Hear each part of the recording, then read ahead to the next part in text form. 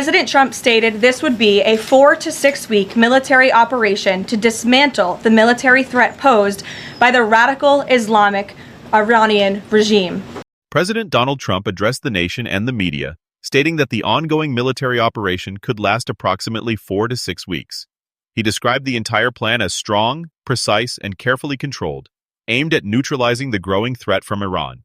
In the beginning, his message was clear, confident, and direct.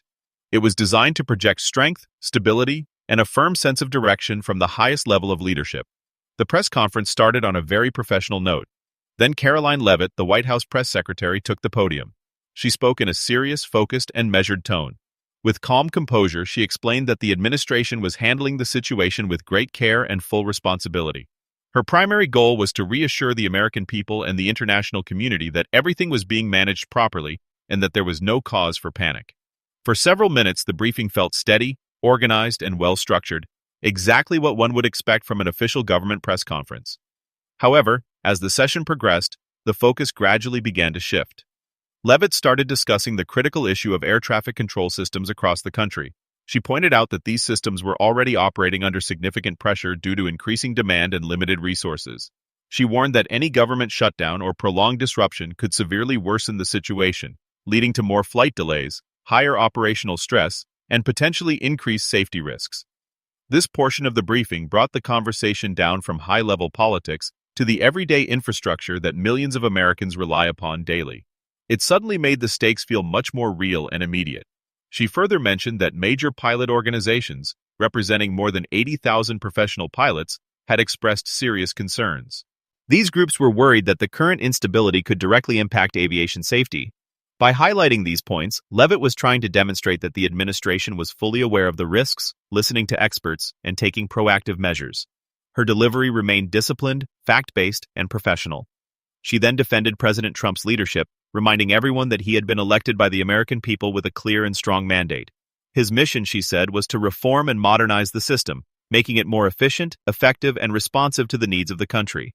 Up to this point, the press conference maintained a tone of unity, discipline, and controlled messaging. But then, quite suddenly, the atmosphere changed. President Trump, who had been listening, began speaking again. His tone shifted noticeably. In a surprising and off-the-cuff remark, he turned toward Karoline Leavitt and said that maybe she was not doing a good enough job. He then asked the room, "Should we keep her?" There was a brief, awkward silence. Before the tension could fully settle, he quickly added with a smile, "I think we'll keep her." This unexpected comment created an instant wave of confusion in the room. Journalists and staff members exchanged glances, unsure whether the president was joking, making a lighthearted remark, or actually expressing some level of dissatisfaction. The comment felt completely out of place after Leavitt's serious and detailed presentation. What had been a structured briefing suddenly became unpredictable. Trump continued speaking. He complained about media coverage, claiming that 93 to 97% of the news about him was negative. He once again circled back to Leavitt, suggesting that perhaps she needed to perform better to counter this negativity. The repetition of the same point added to the sense of uncertainty. The original message of the press conference, the military operation, national security, and critical infrastructure concerns, began to lose its central position. Instead, the attention of the entire room, and later the wider public, shifted toward Trump's personal comments, his tone, and the unexpected interaction with his own press secretary. As the conference went on, Trump's speaking style remained highly spontaneous. He would praise certain people one moment, make jokes the next, and then turn critical without clear transition. This back-and-forth approach made the entire event feel less like an official briefing and more like an unscripted, free-flowing conversation. Meanwhile, Leavitt's carefully prepared points about air traffic pressure, pilot concerns, and responsible governance started fading into the background. Although she tried multiple times to bring the discussion back to the important policy matters and safety issues, the spotlight kept returning to Trump's remarks and reactions. By the time the press conference ended, the main topic of discussion had completely changed. People were no longer primarily talking about the military timeline or the risks to national infrastructure. Instead, they were analyzing Trump's comments about Leavitt, his unpredictable style, and what it all meant. This moment clearly illustrated the huge difference in communication styles. On one side was Karoline Leavitt, disciplined, structured, fact-driven, and focused on maintaining control and clarity. On the other side was President Trump, spontaneous, instinctive, emotionally expressive, and capable of shifting the entire narrative in seconds. The event proved that in today's media environment, How a message is delivered can often become more powerful than the message itself.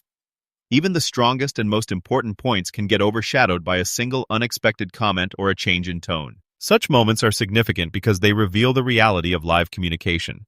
No matter how well a briefing is prepared, a single unscripted line can alter its impact completely. It can create confusion, generate curiosity, spark debates, and dominate news cycles for hours or even days. In the end, this particular press conference began as a routine national security and administrative update, but it transformed into something far more memorable, a case study in leadership communication, media dynamics, and the power of personality in politics. People continued discussing it long after it ended. They asked questions like, was Trump serious? Was it just humor? What does this say about his management style? These questions turned a policy briefing into a viral, widely analyzed moment. This is the nature of modern political communication. In the age of live television and social media, small, unplanned moments can become bigger than the official agenda. They show that leadership is not only about making policies, but also about how those policies and messages are presented in real time.